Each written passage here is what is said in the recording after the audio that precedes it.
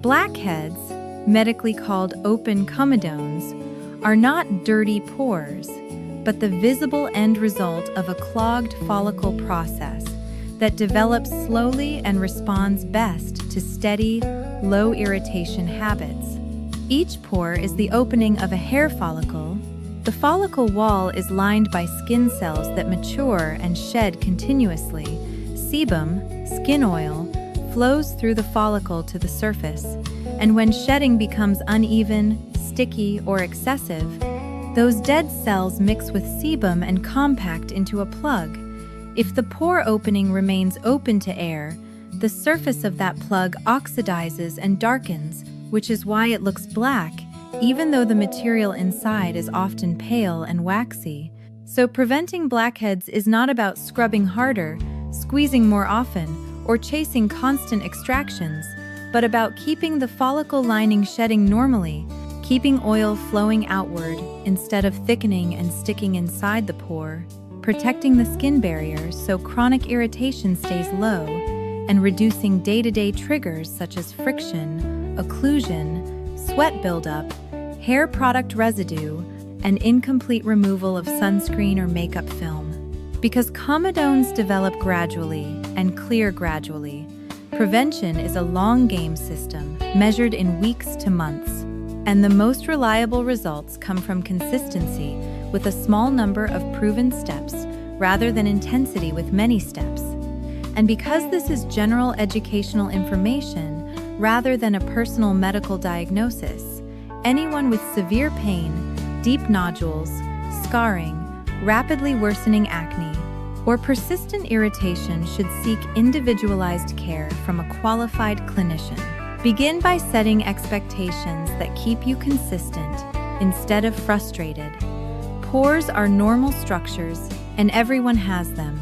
The goal is not to erase pores, but to keep them clear and calm so they appear smoother and less prominent, and so fewer new plugs form.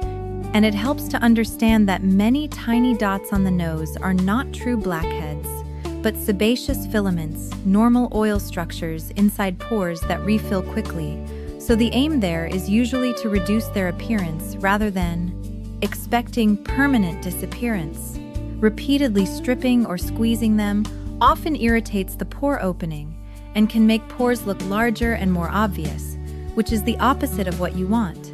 A practical way to think about blackhead prevention is controlling 4 variables at the same time without overcomplicating your life. Remove surface films thoroughly without damaging the barrier. Normalize cell turnover inside the follicle so plugs don't compact. Support the barrier so inflammation stays low, and you can tolerate effective actives consistently, and lower the daily congestion load from occlusion, sweat, friction, and residue. The foundation begins with cleansing done correctly, because blackhead-prone routines typically fail in one of 2 ways: under-cleansing that leaves films behind, or over-cleansing that strips the barrier. Both can worsen congestion through different mechanisms. Under-cleansing leaves behind sunscreen, long-wear makeup, setting sprays, thicker moisturizers, environmental particles, and sometimes hair product residue. Those films behave like a sticky layer at the pore opening, trapping sebum and dead cells, and encouraging plugs to compact.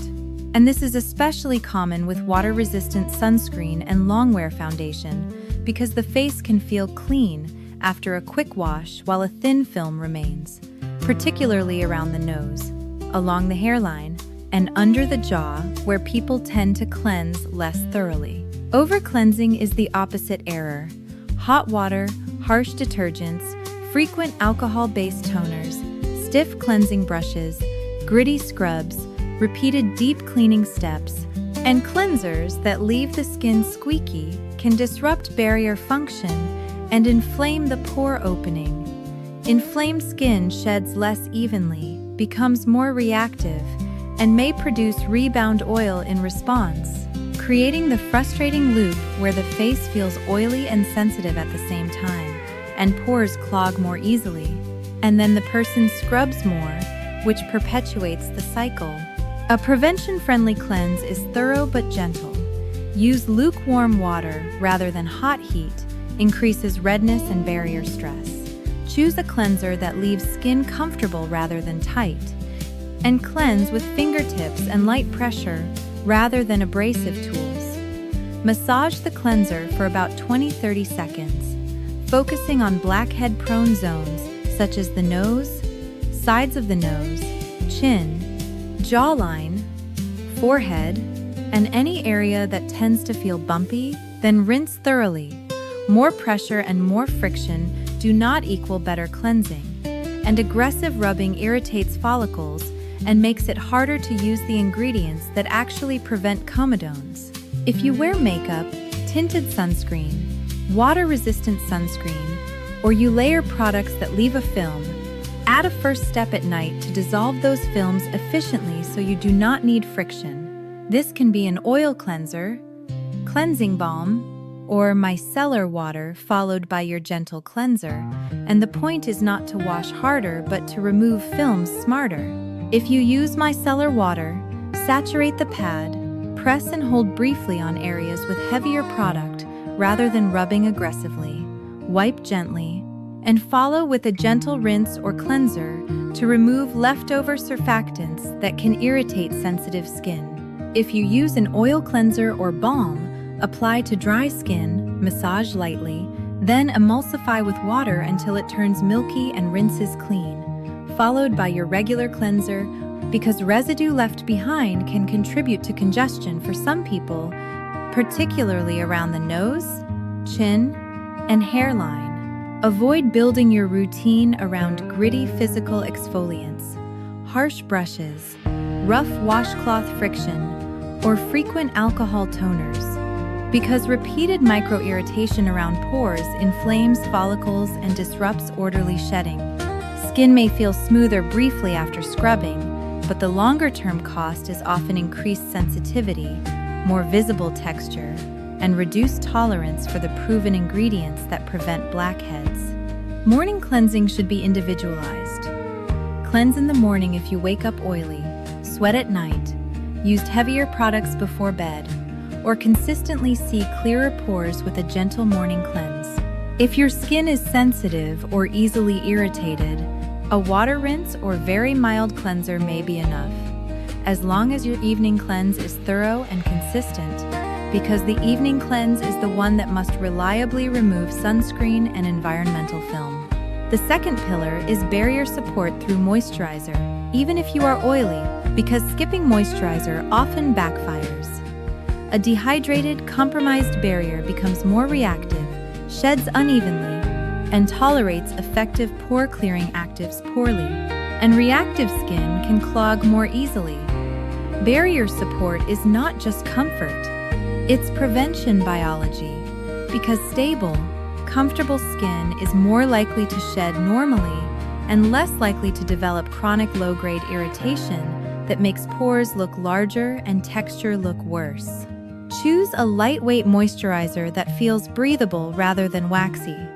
Ingredients that commonly support barrier function include glycerin for hydration, ceramides for barrier lipids, panthenol for soothing support, hyaluronic acid for water-binding hydration, and in many people niacinamide for barrier resilience and reduced redness.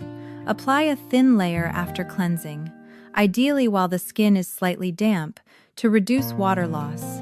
If you get shiny easily, choose gel cream or light lotion textures and keep the layer thin so you don't leave a heavy film on blackhead-prone zones.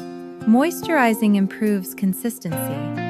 When your skin feels calm and comfortable, you're less tempted to chase harsh, deep cleaning and more likely to maintain a plan long enough to see results.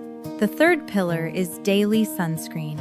Broad-spectrum SPF 30 or higher reduces UV-driven inflammation and long-term collagen breakdown that can make pores appear more prominent over time. And sunscreen is essential if you use exfoliating acids or retinoids, because those can increase sun sensitivity. Consistent sun protection can also reduce uneven tone and lingering marks that make texture look worse. Apply sunscreen generously, Many adults need roughly 2 finger lengths for face and neck. Spread it evenly and reapply during extended outdoor exposure.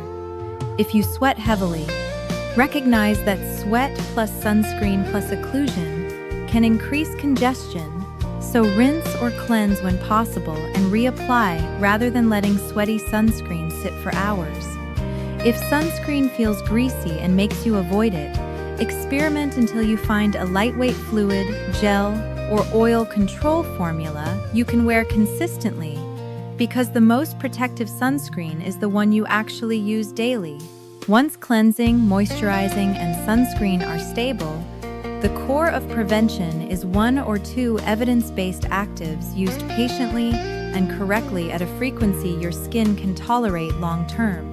For most people, the strongest tools are salicylic acid, BHA, and a topical retinoid, introduced slowly enough to avoid chronic irritation. Salicylic acid is oil-soluble, meaning it can penetrate into the pore lining and loosen the compact mixture of oil and dead cells that forms comedones. It also reduces the stickiness of shedding inside the follicle and can make the pore environment less hospitable to compaction.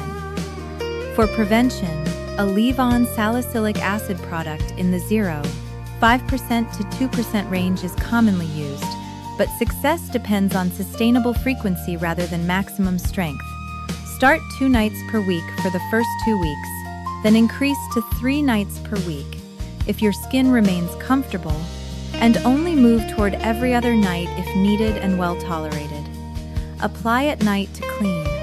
Completely dry skin, damp skin can increase stinging. Then moisturize. If you are sensitive, buffer by applying a thin layer of moisturizer first, then salicylic acid, then moisturizer again, or apply salicylic acid only to blackhead-prone zones, like the nose and chin, rather than the entire face. If persistent stinging, redness, or flaking continues beyond the initial adjustment period, reduce frequency and rebuild tolerance rather than pushing harder, because irritation undermines prevention by disrupting the barrier and making you less consistent. Some people prefer a salicylic acid cleanser, which can be gentler because contact time is short. That can be useful for very sensitive skin or beginners. But for stubborn blackheads, a leave-on often works better because it has more time to act inside the pore lining. Either approach can work if it is consistent and non-irritating. Retinoids are the other cornerstone because they normalize how skin cells mature and shed inside the follicle, reduce microcomedones, the invisible precursors of blackheads, and improve texture over time. They prevent new clogs more than they pull out old ones, so patience matters. Over-the-counter adapalene 0.1% is commonly used for comedonal acne in many regions. Stronger retinoids may require prescription depending on where you live. Retinoids work best with a low and slow introduction. Use a pea-sized amount for the entire face, not a pea per zone. Applied at night to completely dry skin.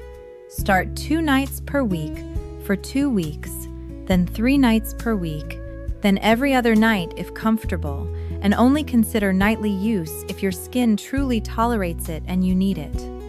Using more product does not speed results, it increases irritation. If you are sensitive, use the moisturizer sandwich method. Apply a thin layer of moisturizer, then retinoid,